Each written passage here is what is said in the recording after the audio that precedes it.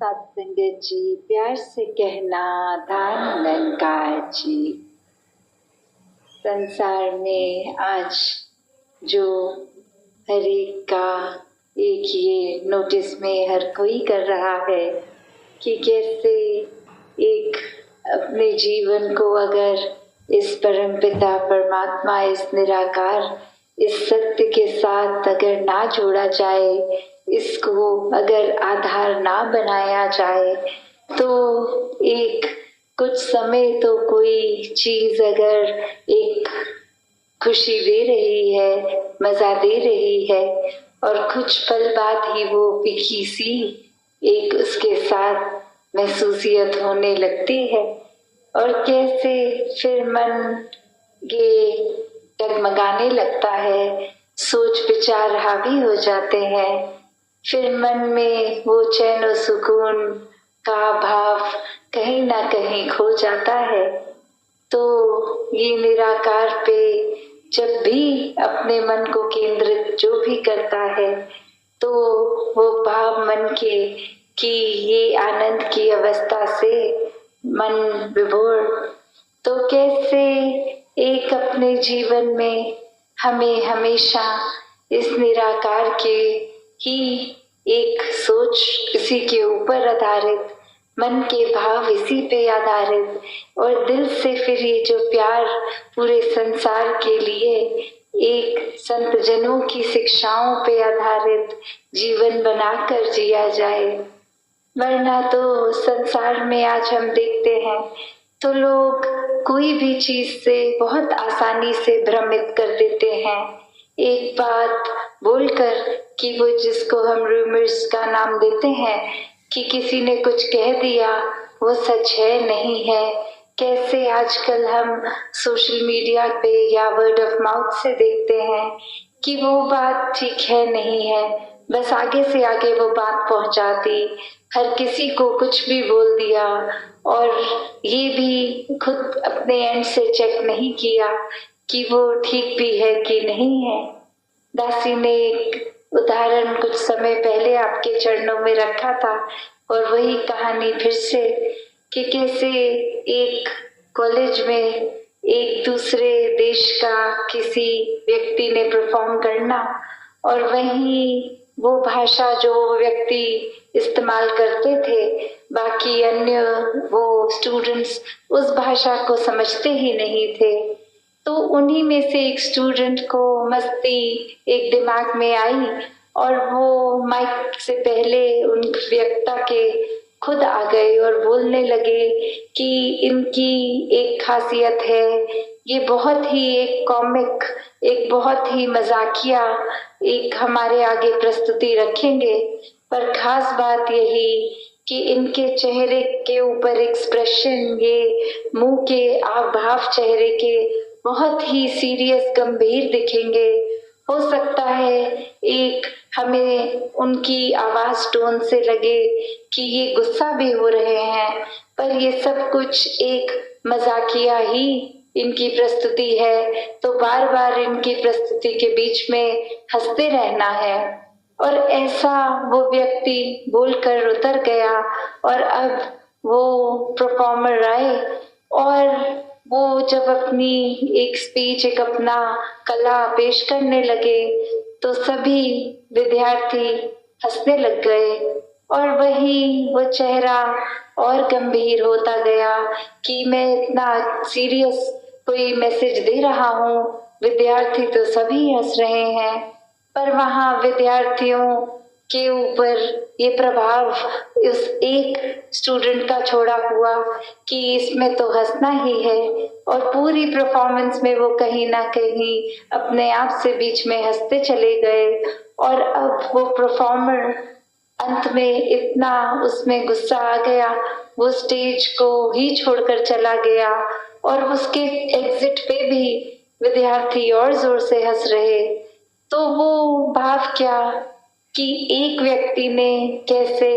एक हर एक को, जो बात तो कुछ ऐसी थी नहीं, वो परफॉर्मर भी कोई मजाकिया अदाकारी नहीं, कोई एक बहुत ही गंभीर मैसेज, सोशल मैसेज देने आया, और किसी ने भी वो क्योंकि एक कान में बात किसी एक व्यक्ति द्वारा गई कि ये ऐसा नहीं ऐसा है,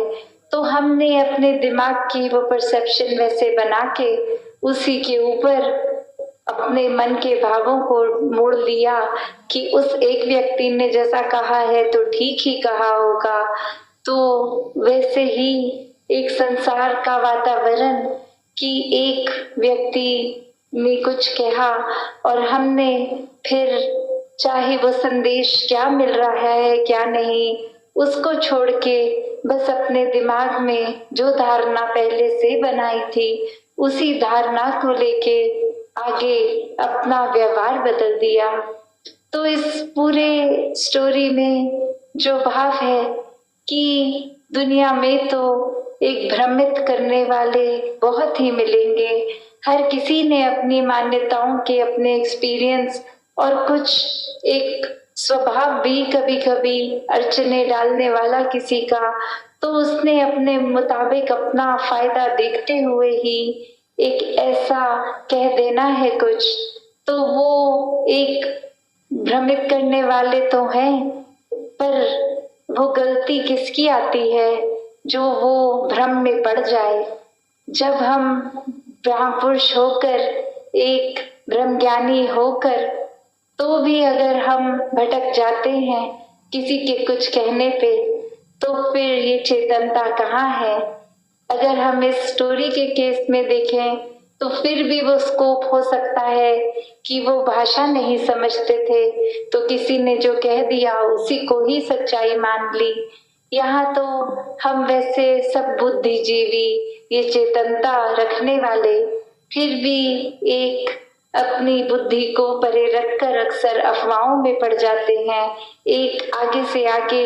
वो कुछ ना कुछ मैसेज दे देते हैं।